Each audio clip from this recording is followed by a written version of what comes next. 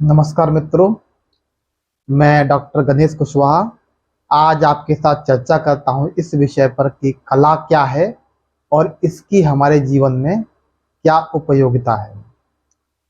कला सर्वप्रथम एक भाषा है, कला अभिव्यक्ति है, कला सौंदर्य है और कला स्वयं को जानने का मार्ग है। भरत मुनि के अनुसार कला हमारे भावों का, मानवीय भावों का रस निष्पत्ति है, भावों का पुनर्निर्माण है। जहाँ पर भरत मुनि और अरिस्टोटल दोनों लगभग एक ही बात कहते हैं कि art is the recreation of human emotions. हमारे जो मानवीय भाव हैं उनका एक मूर्त रूप है और भरत मुनि की भाषा में वह रस है।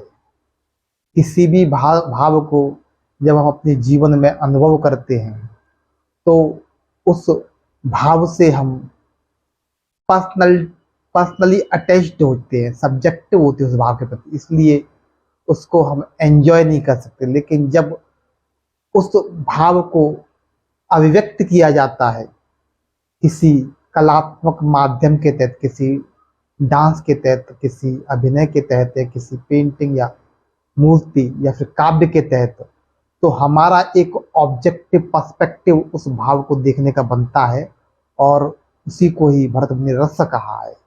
तो कला रस निष्पत्ति है। तो और अरिस्टोटल के अनुसार यह रिक्रिएशंस ऑफ ह्यूमन इमोशंस, हमारे मानवीय भावों का जो मूर्त रूप है।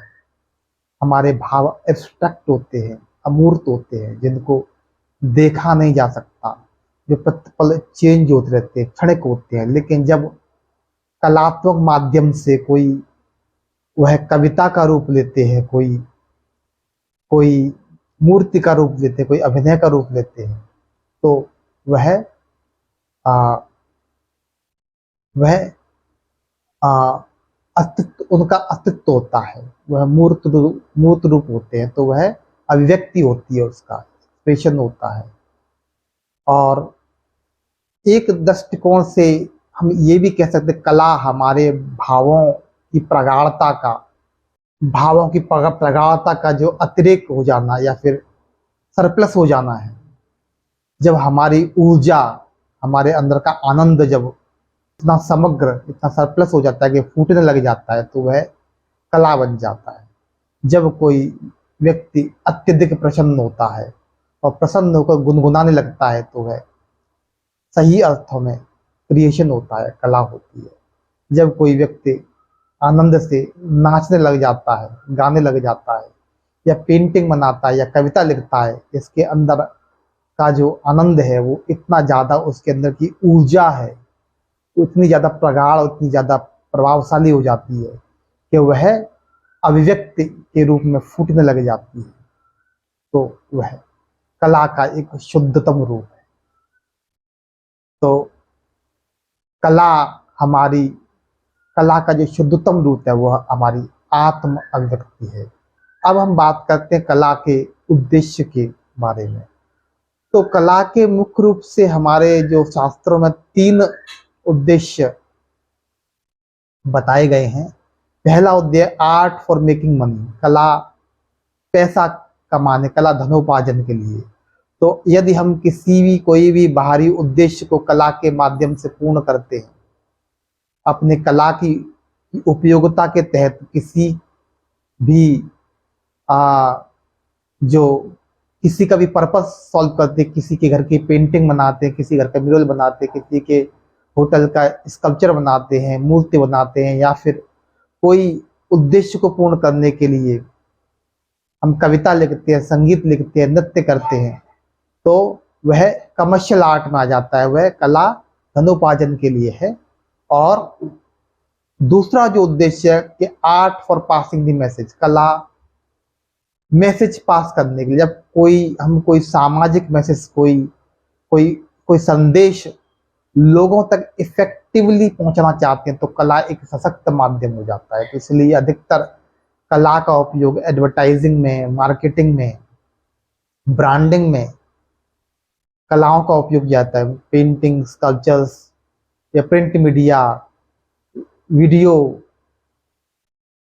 जितने भी आपके वीडियोस हैं, प्रिंट है, मूर्त रूप है, तो इनका जो उपयोग है वह ब्रांडिंग में, एडवर्टाइजिंग, मार्केटिंग किया जाता है। तो कला और सोशल मार्केटिंग किया जाता है। कोई भी जैसे परिवार नियोजन का संदेश है या फिर कोई भी संदेश होता है, सामाजिक संदेश होता है, या फिर वृक्ष लगाओ, योग अपनाओ, तो इत्यादि को कलात्मक भाव से पोस्टर बनाकर या फिर कला की भाषा में एक अच्छी फिल्म, एक अच्छा वीडियो बनाकर, एक अच्छा भावुक नृत्य, गायन के माध्यम से, स्लोगन के माध्यम से लोगों तक पहुंचा जाता है।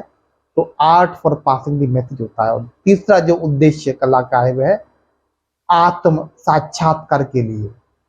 जब हम अपने अपने ही भावों की अभिव्यक्ति खुद ही हम व्यूअर बन जाते हैं। और इस तरह से जब हम अपने स्वयं को जानने के लिए, अपनी शुद्धतम क्रिएटिविटी को अभिव्यक्त करने के लिए, शुद्धतम सृजनात्मकता को मैनिफेस्ट करने के लिए जब कला का इस्तेमाल करते हैं, तो उसे आर्ट फॉर आर्ट सीख, कला कला के लिए और कला निर्वाण के लिए, कला मोक्ष के लिए कहा गया है।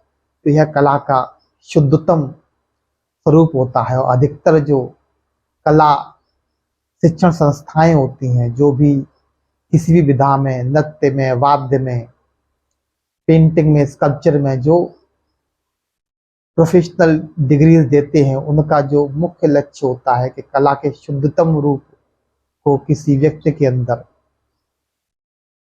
किसी कलाकार के अंदर उसको जगाना, अभिव्यक्त शुद्धतम, ताकि वह यदि कमर्शियल काम भी करेगा, यदि जीवनोपार्जन के लिए भी कोई अगर व्यवसायिक कार्य करता है, तो वहां पर भी वह कला का जो सौंदर्य का शुद्धतम बोध है वो वहां उपस्थित रहे, क्योंकि वह उच्चतम श्रेणी होती है। वहां पर कला अपने आप में एक आध्यात्मिक एजुकेशन होती है।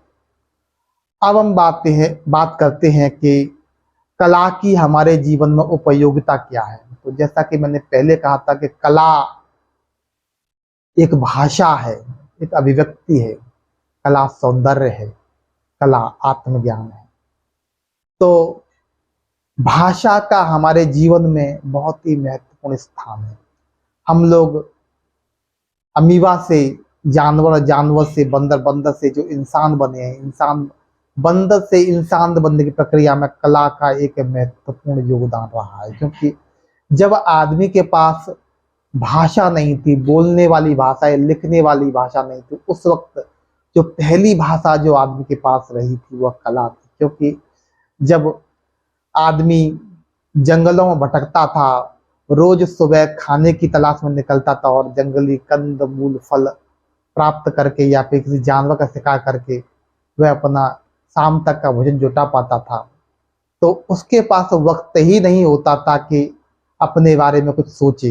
लेकिन जैसे जैसे इंसान इस उसने उपयोगी टूल्स बनाए शिकार के लिए या फिर उपयोगी बीजों को बोना शुरू कर दिया, पशुओं को, जो एनिमल्स का डोमेस्टिफिकेशन, पशुओं पालन शुरू किया, तो उसके पास इकोनॉमी सरप्लस हुई और उसके पास एक्स्ट्रा वक्त हुआ, तो उसने उसे सेलिब्रेट करना चाहा। उसने अपनी गुफाओं में जो भी अपनी दिनचर्या उनको उनको गुफाओं में उकरना शुरू किया, चर्बी और अर्थ कलर्स मिला के। तो शायद वह पेंटिंग्स का पहला रूप रहे होंगे। उसने अपने लिए जरूरी औजार बनाए, पत्थरों को तोड़कर जो जो सुडौल शिकार के लिए औजार बनाए, या फिर बैठने के लिए कोई पत्थर का निर्माण किया, या फिर कुछ पीसने के लिए सिलबट्टे का निर्माण किया, तो पहली मूर्तिकला रही होगी।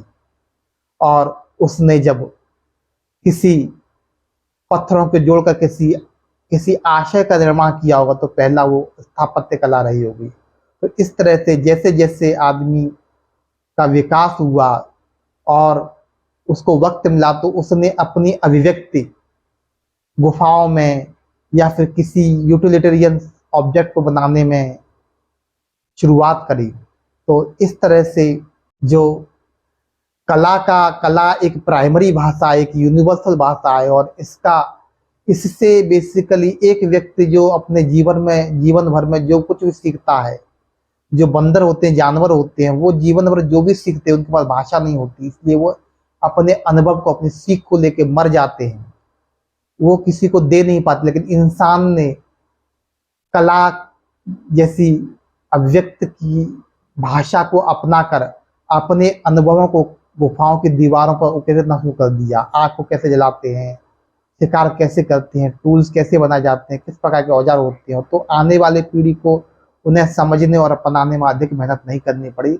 इस तरह से एक सामूहिक विकास की प्रक्रिया संभव हो पाई, और धीमे धीमे स्क्रिप्ट और भाषा का भी निर्माण हुआ। तो कला का एक महत्वपूर्ण योगदान रहा है। अगर कला नहीं हो तो इतिहास लिख पाना भी असंभव है, कि कला हमारे समाज की, हमारे कल्चर का एक दर्पण होता है, और जो कलाकृतियाँ होती हैं वह प्राचीन काल से, पाषाण काल से इतिहास की, हमारे समाज की, हमारी सभ्यता की गवाह रही है। तो कला महत्वपूर्ण इसलिए है क्योंकि कला की वजह से हम सब लोग एक हो पाए, यूनाइट हो पाए, और एक हमारे जो भाव और हमारे विचारों को एक दूसरे को शेयर करने में कला एक सशक्त माध्यम है। कला पॉलिटिकल यूनिफिकेशन का एक सशक्त माध्यम रहा है। कला ब्रांडिंग का एक सशक्त माध्यम रहा है। किसी भी राजा महाराजा ने अपनी राज सत्ता को के वैभव को दिखाने के लिए कला का इस्तेमाल किया। उसने भवनों का निर्माण किया है, और वहां पर अपने जो भी आइडियल्स हैं, अपने जो पूर्वज हैं, या फिर अपने जो भी आइकन्स हैं, उनका निर्माण किया। कला धार्मिक कंसेप्ट को एस्टेब्लिश करने के लिए इस्तेमाल हुआ है। जितने भी हमारे देवी देवता हुए, धर्म के, फिलॉसफी के, दर्शन के जो गूढ़ जो कंसेप्ट्स हैं, उसके लिए एक सिंबल का कार्य करते हैं।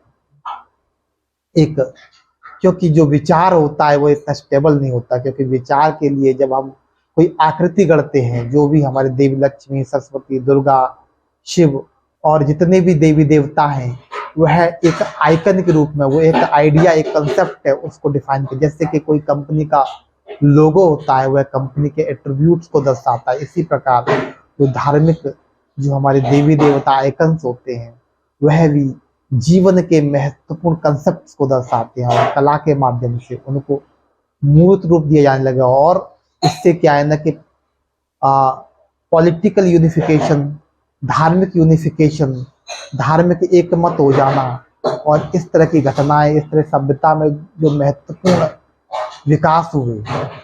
तो कला एक भाषा है, अभिव्यक्ति का सतत माध्यम है। हमें अपने जो मानसिक प्रेशर उसको रिलीज करने का सशक्त माध्यम है। कला मानवीय भाव विचारों को संप्रेषण करने का, मास कम्युनिकेशन का सशक्त माध्यम है। कला धनोपार्जन के लिए भी एक सशक्त माध्यम है। कला आत्म अभिव्यक्ति का साधन है। यदि हम इस समाज को की बात करें, समाज एक मशीन के समान है, और इस समाज रूपी मशीन में एक कलाकार होता है, वह एक वैज्ञानिक से कई हजार गुना साल आगे होता है, क्योंकि उड़ने वाली चटाई, उड़न खटोला, पुष्पक विमान, जादुई शीशा, इनकी जो कल्पना हजारों साल पहले की गई है हमारे काव्यों में, हमारी कथाओं में, जिस पर वैज्ञानिक सिद्धांत खोजते हैं, और जो बिजनेस हैं, जो एंटरप्रेन्योर्स हैं, उन पर कंपनी स्थापित करते हैं, और इस तरह से किसी व्यक्ति ने जो उड़ने वाली चटाई या विमान की कल्पना करी, किसी कलाकार ने हजार साल पहले, और उसके बाद साइंटिस्टों ने उस पर एरोप्लेन का एक मॉडल तैयार किया, और किसी कंपनी ने उस एरोप्लेन की मैन्युफैक्चर की, और वह जो उड़ने वाले हवाई जहाज की जो सुविधा है वो आम आदमी तक अवेलेबल करा दी।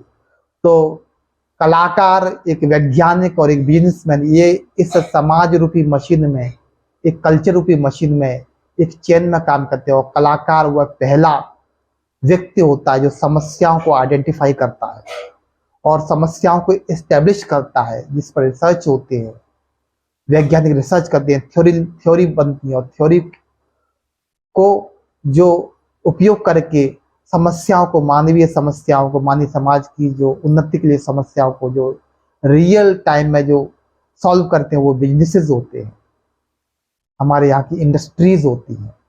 तो कला मानवीय समाज, मानवीय विकास के लिए एक महत्वपूर्ण एस्पेक्ट है, और हमेशा से यह रहा है, और आज भी यह बहुत ही महत्वपूर्ण है। कला हिप्नोसिस या फिर सेल्फ प्रोग्रामिंग का एक सशक्त माध्यम है।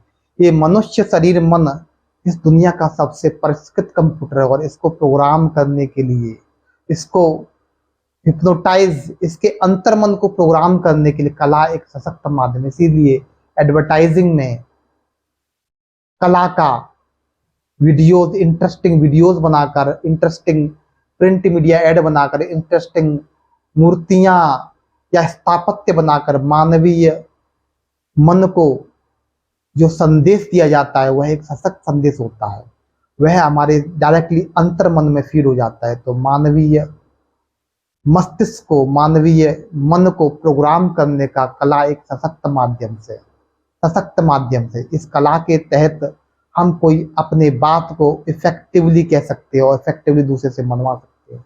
इसलिए एडवर्टाइजिंग के थ्रू हमारे फेवरेट हीरो हीरोइंस कलात्मक माध्यम से, किसी कहानी को कहने के माध्यम से, किसी संगीत के माध्यम, स्लोगन के माध्यम, कविता के माध्यम से, या फिर कोई सुंदर पेंटिंग, स्कल्पचर के माध्यम से किसी मैसेज को जो पास करते हैं, तो वह जनता को, मास कम्युनिकेशन को, जनता को वो सशक्त रूप से प्रभावित करता है। तो कला मास कम्युनिकेशन का एक सशक्त माध्यम, कला हिप्नोटाइज करने के लिए सशक्त साधन है, कला हमारे मन को प्रोग्राम करने का सशक्त माध्यम है। हम अपने आत्म उत्थान के लिए भी कला के माध्यम से अपने आप को प्रोग्राम कर सकते हैं, और हम ऐसा नहीं करते हैं तो दूसरे जो एडवर्टाइजर हैं, पॉलिटिशियंस हैं, वह एक आम इंसान के मन को प्रोग्राम करते हैं एडवर्टाइजिंग के थ्रू, जो भी TV ad, print media ad, hoardings के थ्रू प्रोग्राम करते हैं। तो कला मानव मस्तिष्क को प्रोग्राम करने का सशक्त माध्यम है, जो कि आज के युग में बहुत ही महत्वपूर्ण है। शायद इससे पहले इतना महत्वपूर्ण नहीं रहा हो, यह सदा से ही महत्वपूर्ण है, लेकिन आज हम इस चीज को इफेक्टिव रूप से जान सकते हैं कि कला मानवीय मस्तिष्क को प्रोग्राम करने का सशक्त माध्यम, वह चाहे किसी कंसेप्ट, किसी प्रोडक्ट को बेचने से संबंधित हो, या फिर स्वयं आत्म दर्शन के लिए, आत्म अभिव्यक्ति के लिए, आत्मज्ञान के लिए, सत्य के ज्ञान के लिए, सौंदर्य के ज्ञान के लिए, आनंद के ज्ञान के लिए महत्वपूर्ण हो सकता है। Thank you.